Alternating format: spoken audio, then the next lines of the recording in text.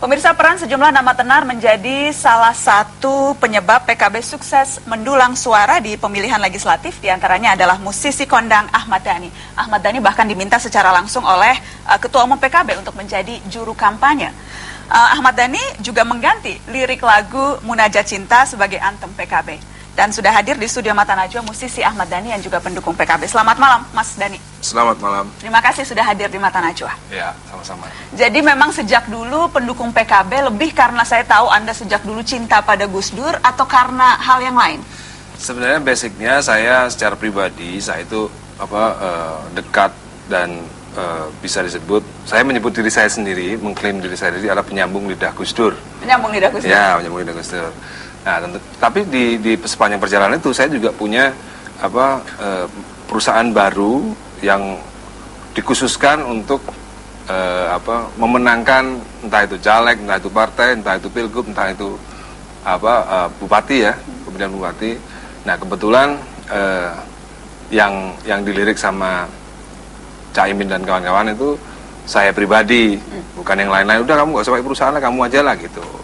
Sehingga ya udah, tapi meskipun saya punya perusahaan pemenangan jadi semacam konsultan politik. Ya, konsultan politik, tepat. Ahmad Dhani konsultan politik ini hal baru. Tepat, nih. Ya, tepat. Sejak kapan punya sejak 2012 sebenarnya. 2012. Dan bagaimana Anda memilih klien atau ya, tentunya saya bukan hanya konsultan politik yang hanya melulu benefit ya, tapi juga punya ideologi ya. Tentunya kalau partai tersebut atau bupati tersebut atau gubernur tersebut tidak sesuai dengan ini saya mungkin nggak menerima. Siapa saja misalnya yang sudah belum baru mulai. Ini baru mulai dan dimulai dengan PKB. Dimulai dengan PKB, tapi PKB tidak mengambil bisnisnya tapi mengambil saya pribadi. Lebih mahal dong pribadi Ahmad Dhani. Enggak lah.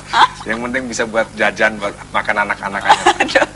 Nah, ini ada foto-foto Anda dengan jadi penyambung lidah Gus Dur. Penyambung lidah Gus Dur itu lebih tepatnya. Tapi kan kita tahu sekarang PKB yang sekarang tuh sejak dulu bahkan masih ada berseteru dengan keluarga Gus Dur. Nah, karena saya bukan keluarga, jadi saya nggak ikut seteruannya. Tidak kemudian merasa tidak enak begitu dengan Mbak Yeni Wahid, dengan Ibu Sinta? Saya sih udah dicuekin sih sama Mbak Yeni, udah dicuekin. Jadi sudah lewat, sudah selesai waktu itu? nikah kemarin saya nggak diundang, ya udahlah nggak apa-apa gitu. Menurut Anda itu karena Anda mendukung PKB? Mungkin karena saya dekat dengan Caimin, mungkin ya, tapi ya nggak apa-apa. Nggak apa-apa? Tidak mengurangi saya untuk memperjuangkan aspirasi dan pemikiran-pemikiran Gus Dur. Dan Anda percaya memang PKB wahana yang paling pas untuk menyuarakan itu? Kalau yang saya percaya sebenarnya itu NU ya, karena meskipun saya tidak terdaftar sebagai anggota NU ya, tapi saya dari mulai beranjak umur 20 tahunan saya memang menganggap diri saya itu Nadien. Nadien Tulen lah? Ya, Nadien Tulen. Jadi sebenarnya lebih ke Nadiennya sih sebenarnya gitu. Jadi bukan karena Nadien itu PKB, ya saya jadi ikut PKB gitu. Tapi Anda apakah memang merasa ketika diminta menjadi juru Kamnas, itu karena memang percaya pada Caiminnya? Saya percaya sama orang-orang PKB, karena mereka itu banyak kan Nadien, dan saya percaya Nadien itu mempunyai pemikiran-pemikiran Islam yang menurut saya sesuai dengan saya gitu loh. Islamnya itu Islam yang seperti yang saya ini gitu loh. Jadi saya tidak merasa memperjuangkan atau mengendorse orang-orang Islam yang bertentangan dengan saya gitu kan. Ada kan beberapa Islam yang bertentangan dengan saya.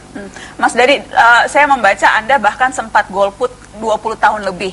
Ya. Jadi drastis sekali dari golput tidak memilih menjadi juru kampanye partai. Itu kan perubahan yang sangat drastis. Iya, karena mau nggak mau sih kita selama 20 tahun ini kesel juga gitu, karena selama 20 tahun ini kayaknya nggak ada perubahan yang signifikan buat Indonesia ya. 10 tahun ini pemerintahan Pak SBY juga sama, tidak ada perubahan yang signifikan. Kayaknya ya mungkin aja meskipun saya tidak masuk dalam sebuah partai atau tidak masuk dalam sebuah pemerintahan, tapi ingin urun rembuk lah gitu loh. Karena saya punya harapan di kedepan ini Indonesia harus lebih baik dengan orang-orang muda itu. Apa pengalaman pribadi yang Anda rasakan? Tentunya sudah sering tampil di konser yang dihadiri ribuan orang, tapi beda dong.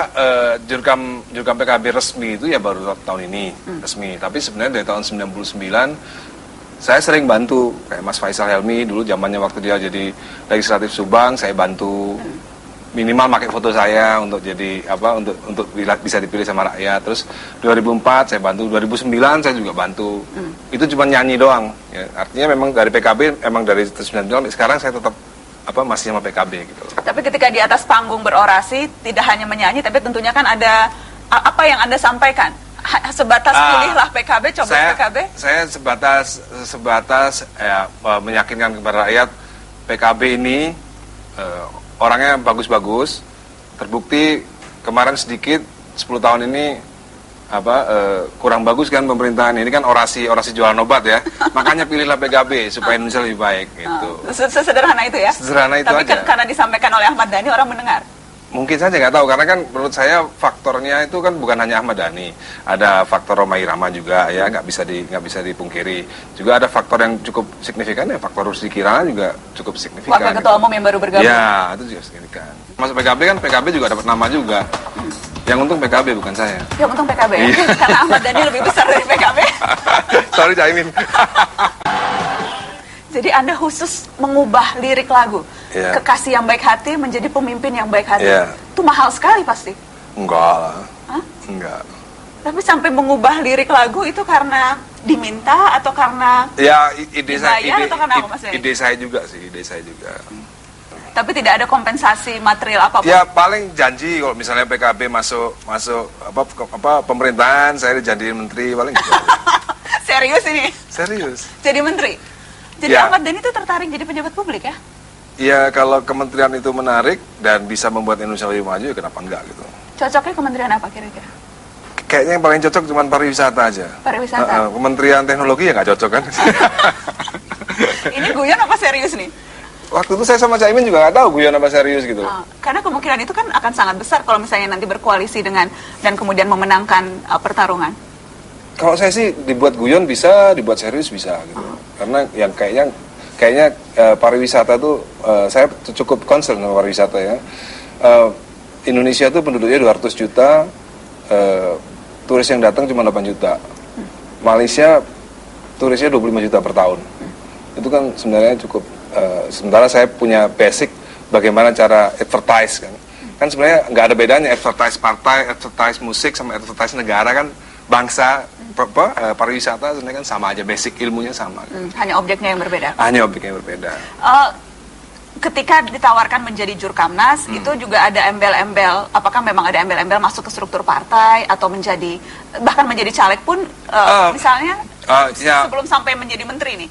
Kalau struktur partai belum ngomong ke sana, belum sampai ngomong ke sana ya. Sebenarnya mungkin sama kayak seperti Bang Haji Roma ya kan juga di embel kasih janji-janji untuk jadi wapres ya kan, kalau misalnya 20% PKB misalnya kan ya sama-sama saya lah. Kalau janji menteri kalau misalnya iya ya nggak apa-apa, kalau enggak ya nggak apa-apa. Di janji menteri kalau dapat berapa persen kan dapatnya 10% nih. Nggak ada.